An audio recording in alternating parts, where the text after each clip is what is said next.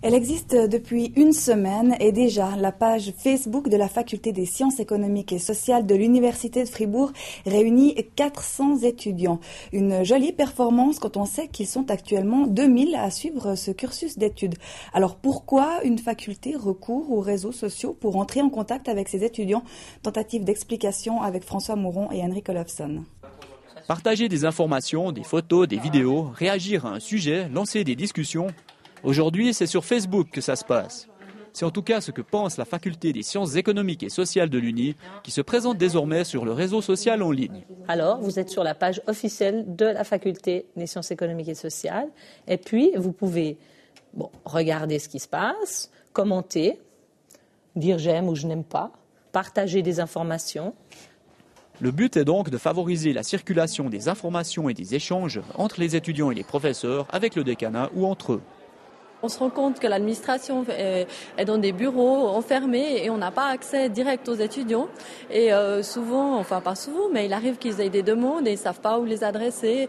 Ou nous, on les entend par oui dire et on n'arrive pas à leur répondre directement. Comme ça, c'est une plateforme où eux peuvent directement les exprimer et de façon ouverte.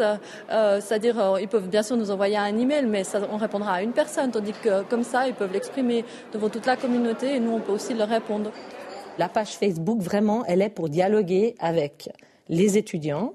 Donc, si nous estimons qu'un événement ou bien une conférence d'un des professeurs serait digne d'intérêt, donc nous allons aussi la poster sur Facebook.